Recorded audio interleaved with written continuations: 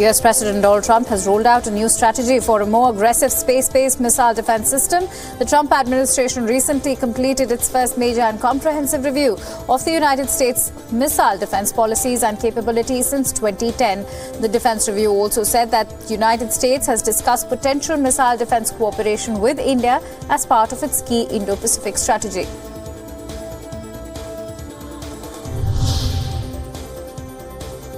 Apart from delivering details of the new missile strategy, Trump also used the moment to continue his push for a border wall. He slammed Democrats and House Speaker Nancy Pelosi, saying that the Democratic Party has been hijacked by the open borders firing within the party, referring to the Democrats as fringe.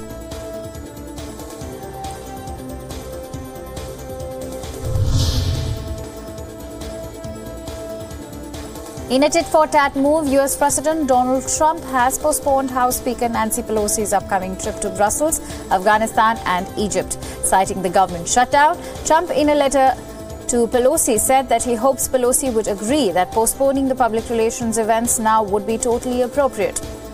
This comes shortly after Pelosi urged the president to postpone his State of the Union address due to furloughed staff. Pelosi's spokesman said that the trip was to visit US troops and express USA's appreciation to the NATO alliance. Another world leader pulls out of Davos. Theresa May cancelled her trip to next week's World Economic Forum to handle the Brexit crisis at home. May is currently holding talks with rival parties and to find a consensus plan that can win support in the British Parliament. Theresa May's spokeswoman has said that she also has plans to meet EU leaders. Britain's last-minute scramble to shape an EU exit was stalled on Thursday due to Prime Minister Theresa May and opposition leader Jeremy Corbyn's competing visions on the same.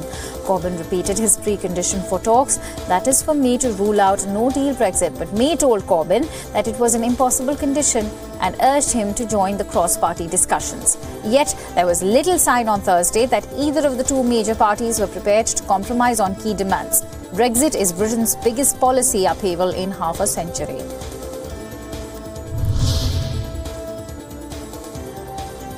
French President Emmanuel Macron has vowed to keep the French troops in Syria this year.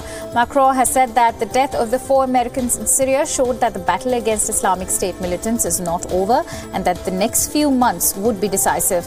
Macron made the announcement during a visit to a French airbase where he gave a traditional New Year speech to the French armed forces.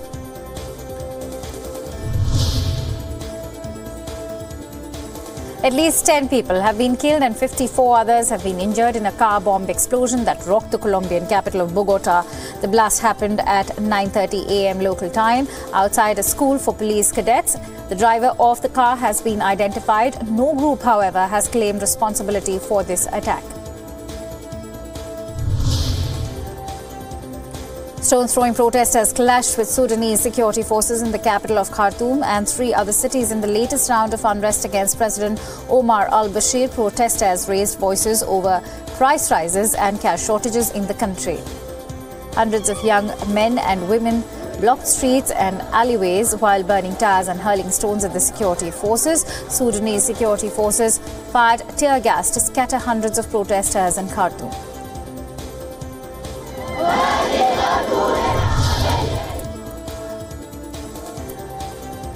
The Pulitzer Prize-winning American poet Mary Oliver is dead at the age of 83. The cause of her death was lymphoma. Oliver's odes to nature and animal life brought her critical acclaim and affection among her fans.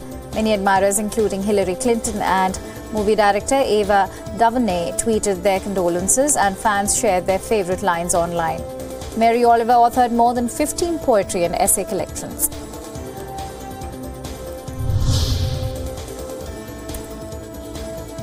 Britain's Queen Elizabeth's 97-year-old husband, Prince Philip, emerged unharmed after he got involved in a road traffic accident near the monarch's estate.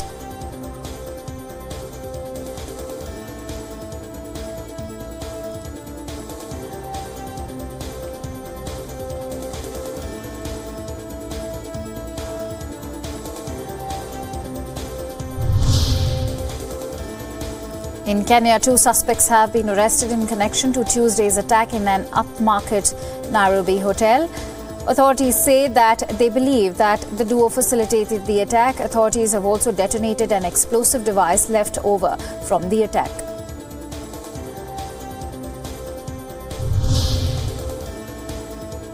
The Pakistan International Airlines has banned in-flight entertainment for flights to Jeddah and Medina.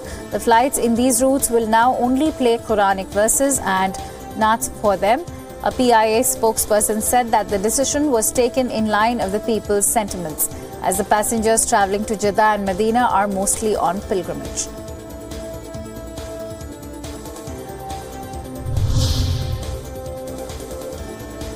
India's air safety watchdog has directed airlines to make extra checks on their Airbus A320 Neo aircraft fitted with Pratt & Whitney engines as part of new safety protocols. The Directorate General of Civil Aviation, or the DGCA, has ordered that airlines must inspect some parts of the engines and train the cabin and cockpit crew to deal with and report any kind of odour, burning smell or smoke. This comes after India's biggest carrier by market share, Indigo, and its low-cost rival Go Air were forced to ground the aircraft on several occasions due to issues with the engines.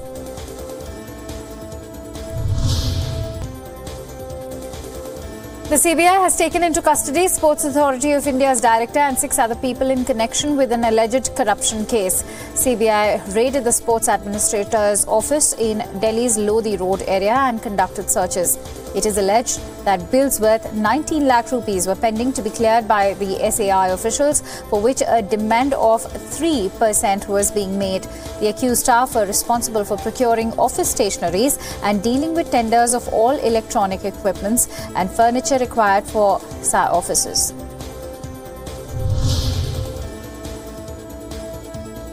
Prime Minister Narendra Modi is on a 3-day visit to Gujarat to inaugurate the 9th edition of the Vibrant Gujarat Global Summit. He will also take part in different programs during the visit. Heads of 5 countries and more than 30,000 national and international delegates, including CEOs of major companies from India and abroad, are expected to attend. But word has come from Gujarat Chief Minister Vijay Rupani that no delegation from Pakistan would be attending the summit. India and Pakistan's diplomatic relations have come under strain recently due to terrorism. In the latest from Sabarimala Temple Row, the Supreme Court will hear a plea by 2 women who are seeking 24-hour security after they recently entered the temple in Kerala. Senior advocate Indira Jaisingh listed the matter before a bench that also comprises Chief Justice Ranjan Gogoi. One of the women, who had been attacked by her mother-in-law following her entry into the hilltop shrine, has sought security for both the women. The plea also sought directions declaring all authorities not to conduct the purification rite to shut the temple if any woman enters it.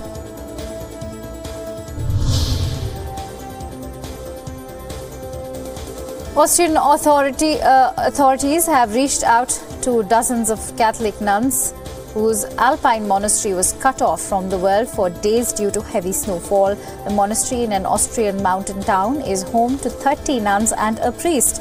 To break through the thick layers of snow, Austrian authorities deployed heavy equipment like snowplows to clear the roads leading up to the monastery. The nuns were doing well and, despite the extreme weather, had no desire to leave the monastery. Heavy snow has caused problems and fatalities in numerous European countries in recent weeks.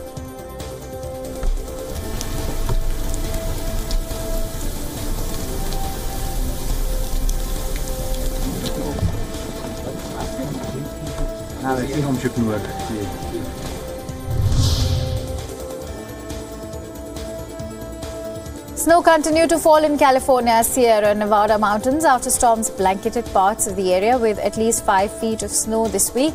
Local media said 2 feet of snow fell between Wednesday and Thursday in Nevada country. A blizzard warning is also in effect now. The snow and rain were brought by 2 back-to-back storms in California. A Pacific storm hit the western U.S. state on Monday, which was followed by another larger storm on Wednesday. Forecasters expect the bitter weather to push eastwards into the Rockies and U.S. Midwest through the weekend.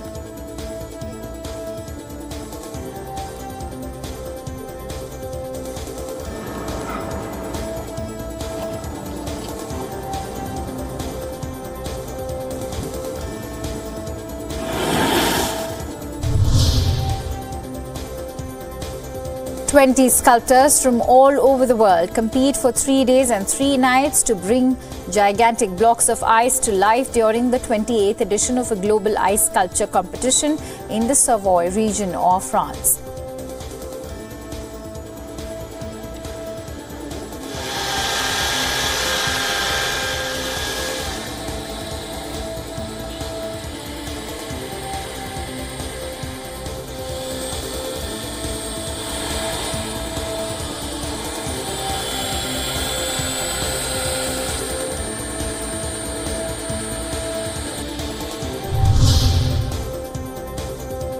Two skiers have been rescued after they were trapped in an avalanche in New Mexico.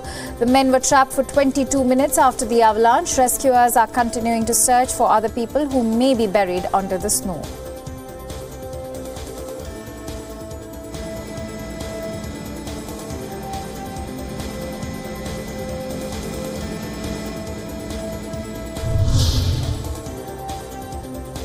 Snow and rime created beautiful winter scenery in the provinces of East China, stunning tourists from across the nation. Delicate rime-coated pine trees in the mountains transforming the site into a white fairyland.